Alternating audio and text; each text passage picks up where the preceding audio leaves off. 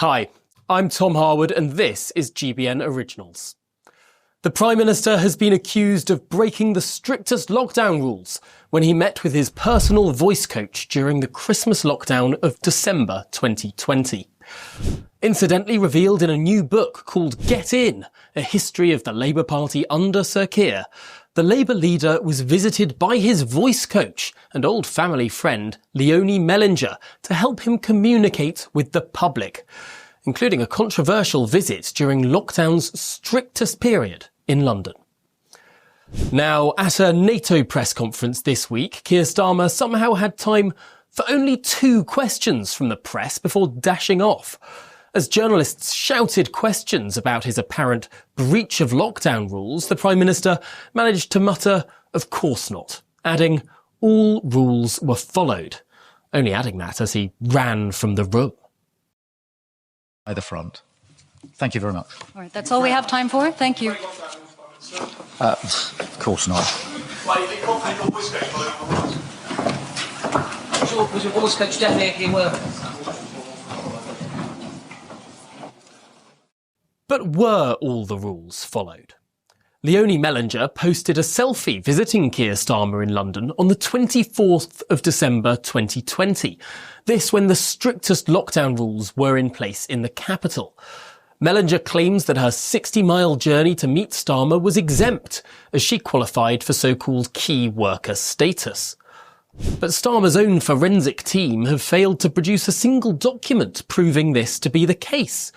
Voice coaches, or indeed actresses, were on no list of key workers during that strictest tier of lockdown on the 24th of December 2020. And the truth here matters for Starmer. During a previous police investigation, he said that were he found to have broken any COVID rules, he would resign. Now, to understand the potency of this latest scandal, we've got to put it in context. Let's think back to the height of Boris Johnson's partygate, when in April 2022, Keir Starmer addressed the scandal in Parliament. Now, this was the first exchange between the then Prime Minister and Keir Starmer since Boris Johnson received his fixed penalty notice over a gathering in the Cabinet Room, all to mark his 56th birthday. Let's put aside the fact that this was a surprise gathering for the Prime Minister put on by civil servants. We'll get to that bit later. No, Keir Starmer in his 2022 Commons statement tried to draw a parallel between Boris Johnson's Cabinet Room gathering and the real world. That's where he raised the case of John Robinson. John didn't see his wife in hospital as she died of COVID. He followed the rules.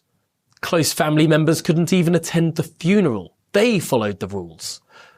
John would have given the world to have held his wife's hand, but he didn't. John followed the rules. Keir Starmer explained that John would have given the world just to hold his wife's hand even for 9 minutes. Why 9 minutes? Well, it refers to the 9 minutes Boris Johnson spent in the Cabinet Room on the 19th of June 2020. The event for which both Boris Johnson and Rishi Sunak were handed fixed penalty notices. The point that Keir Starmer was trying to make was that it didn't matter it was for a short period of time. It didn't matter that the June Cabinet Room gathering was with people who were all in Downing Street for work purposes anyway. Starmer's point was that this brief 9-minute birthday celebration was against the rules. And it was against the rules, and the rules mattered. Let's remind ourselves of Starmer's Commons performance that April. And we understand that the rules apply to all of us. This morning, I spoke to John Robinson, a constituent of the member for Lichfield. I want to tell you his story. When his wife died of COVID, John and his family obeyed the Prime Minister's rules. He didn't see her in hospital. He didn't hold her hand as she died. Their daughters and grandchildren drove 100 miles up the motorway, clutching a letter from the funeral director in case they were questioned by the police. They didn't have a service in the church.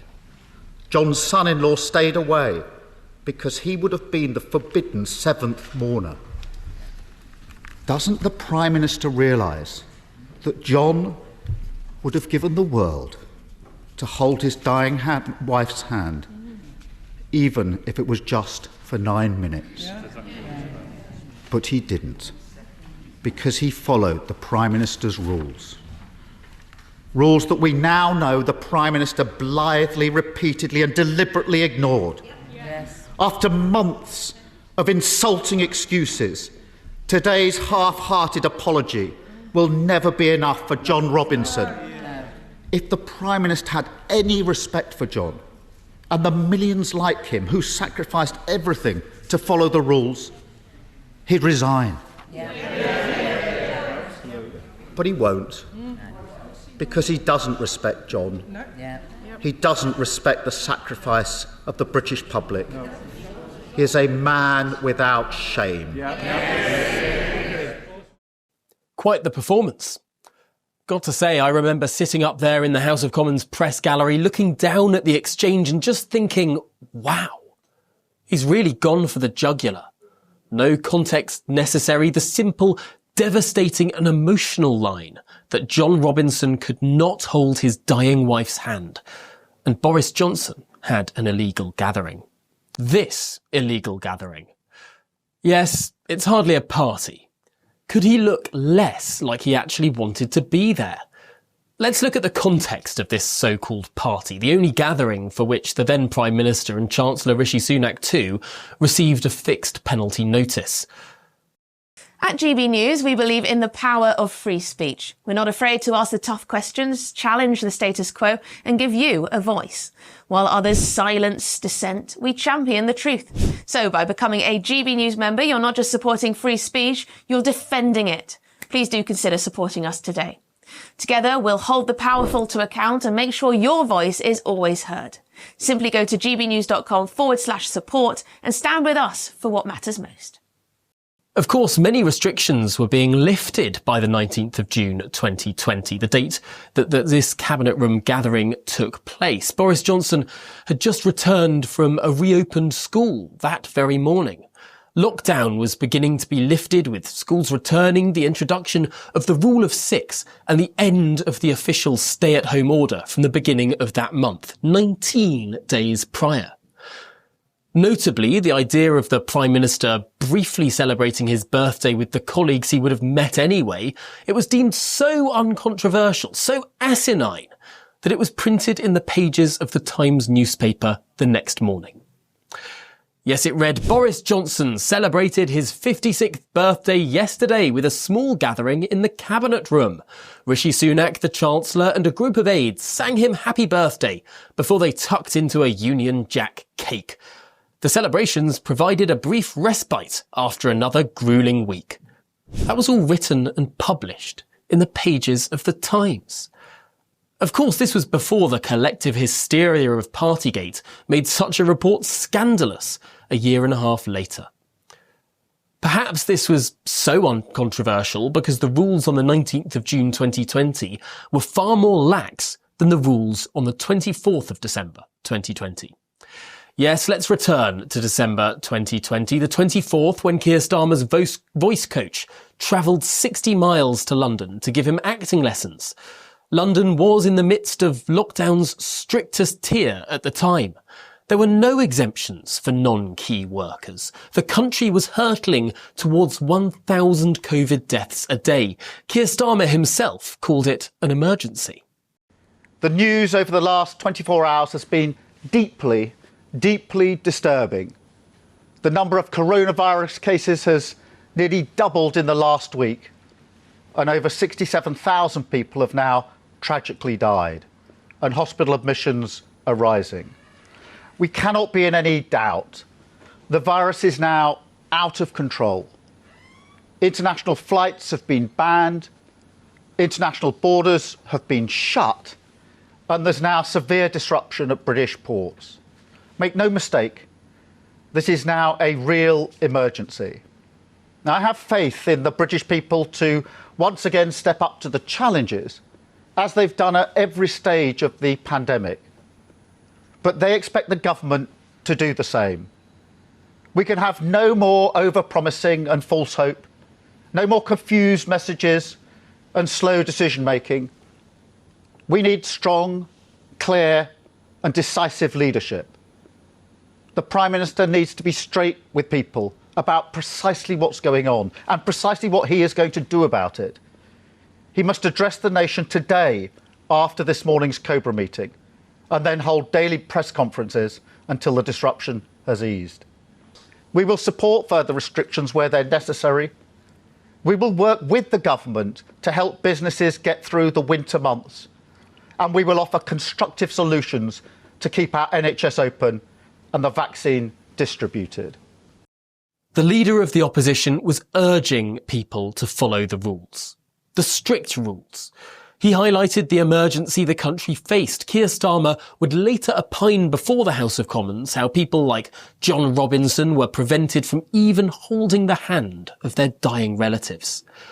Yet now we know Keir Starmer met up with his voice coach in person during the strictest tier of lockdown.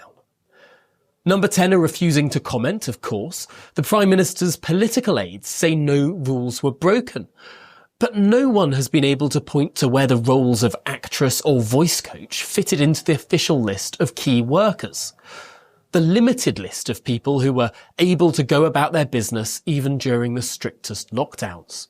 It included nurses, doctors, emergency responders, paramedics, policemen, firemen, of course. But voice coaches? I don't think so. It's clear that Leonie Mellinger didn't think of herself as being allowed to train people's communication skills in person during the height of the pandemic. This, of course, is revealed in her own LinkedIn post of July 2021, spotted by Christian Calgary of the Daily Express. It noted that it was only in July 2021 that Mellinger had gone back to in-person coaching, 6 months after helping Keir Starmer in person during the Christmas lockdown of 2020.